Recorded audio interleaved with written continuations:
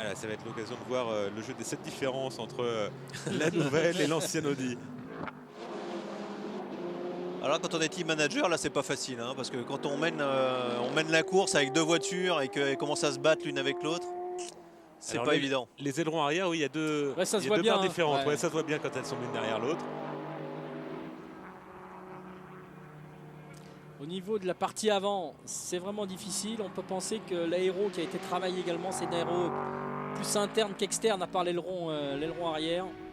Il reste à savoir s'il y avait plusieurs modèles de capot, en sachant que Alan McNish en a endommagé un pendant les essais libres. Alors, une attaque peut-être de McNish sur Marcel Passler. Se montrer dans les rétros.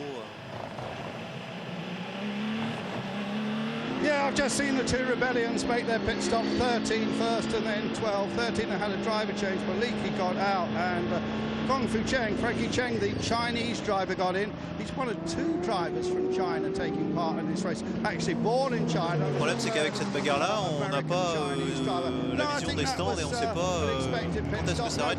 Ouais, ils sont en train de s'arrêter. On s'est arrêté chez Rébellion. Là, on a l'info. On vient de s'arrêter chez Rébellion. Aïe, aïe, aïe. Chaud dans le trafic, là.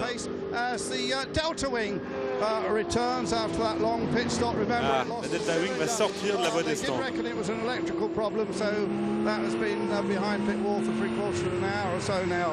Voilà, la Muscle Milk. And Jamie, you've got more. Avec un changement de pilote. And Muscle Milk Pickett Racing also taking this opportunity to make their scheduled pit stop. They are doing a driver change. Que sur cette getting out, Lucas Lord getting into dans the laquelle car. était Simon Pagenaud l'année dernière. Cette fois-ci, c'est Romain Dumas qui retrouve l'équipe de Greg Piquet à l'occasion de cette course. Lucas Lourd qui prend le relais. Vous avez vu, on n'a pas fait la même erreur que Petit Le Mans, on n'a pas mis Lucas Lourd tout de suite dans la voiture. Hein. On a attendu un peu, on a mis Klaus Graf d'abord, et puis Lucas Lourd, il a mission d'aller jusqu'au bout et de ne pas faire de bêtises. Ce qu'il nous avait fait à Petit Le Mans. Avec toujours donc la Muscle Milk qui s'arrête après tout le monde en LMP1. Ouais, après tout le monde, c'est clair. Alors par contre, j'ai pas les tours exacts du coup des arrêts là. Eh oui, puisque nous on est resté coincé. Là, on remarque qu'on est arrivé du 50e. Je pense que c'est bon. On ne doit pas être loin du. Puisqu'on nous a. 50e tour. C'est exactement ce que j'avais prévu, donc ça c'est bon. Ah! La prochaine fois, tu le diras avant pour que les gens te croient. Tu vois, il faut, il faut le dire avant. Alors que...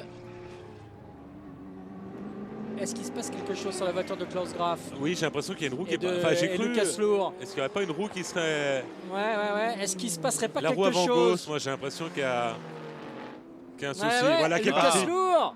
Il a perdu une roue. Il a déjà perdu. Aïe, aïe, aïe. Alors là, il a vraiment pas de chance, Lucas Lourd, et Romain Dumas encore moins, alors que cette voiture venait de s'arrêter et venait à peine de repartir. Il y a une erreur au niveau du changement de la roue, un problème peut-être avec l'écrou. Il est assez peu verni, Romain Dumas, parce qu'après les 24 heures de Daytona, avec un souci sur une Porsche ETC qui était inconduisible et hors de performance.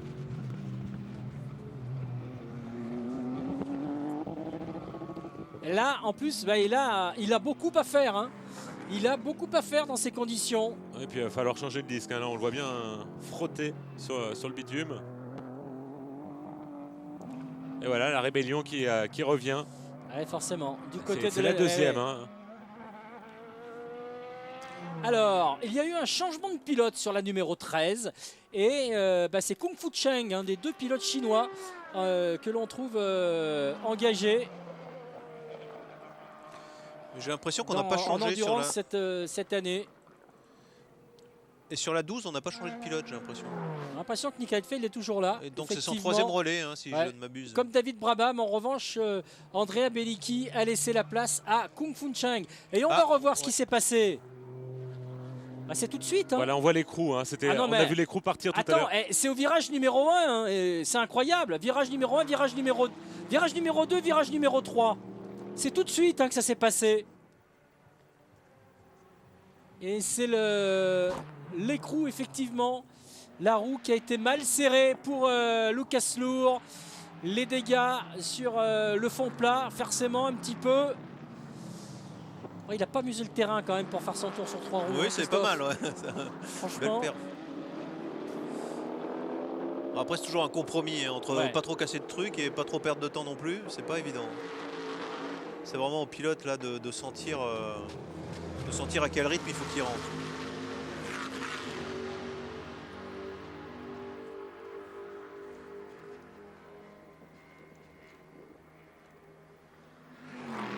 Il va y avoir une pénalité pour la 0-2 pour vitesse excessive dans les stands. Ah bah dites-moi, il s'en passe des choses ici à Sebring, alors que l'HPD de Lucas Lourd s'arrête à son tour. Ils remettent juste la roue là, ils vérifient pas. Enfin, ils ont vérifié le disque.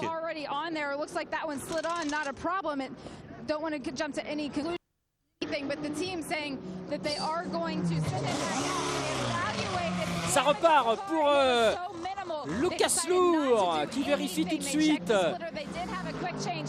C'est pas un début de relais forcément très sympa hein, pour quand on prend le relais comme ça d'une voiture qui menait grand train et qui menait bien sa course. Dans la course, ça fait toujours, c'est toujours un petit peu compliqué. C'était même une belle perf. Allez, on revient sur les Audi avec un changement de leader. Est-ce que c'est pas numéro 2 devant numéro 1? Bah si, c'est fait pour McNish. Et ouais, Alan McNish qui prend le commandement de cette course.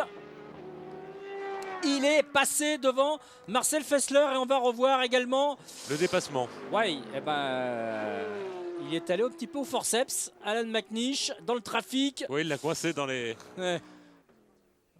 PC. De toute manière, les ordres sont clairs, hein, donnés par le docteur Ulrich. Si vous devez vous passer, il faut autant que ça soit bien fait et clair et net. Allez, la manœuvre en caméra embarquée. Ouais, j'ai l'impression qu'il a un peu facilité la manœuvre, hein, Marcel Fessler. C'est pas non plus le moment de prendre des risques. Ouais, hein.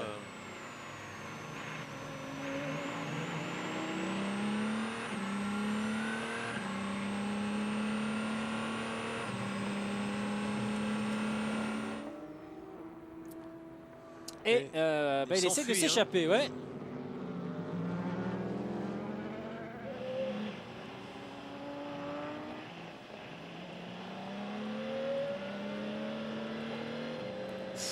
Alan McNish qui prend des risques quand même. Qui prend des risques.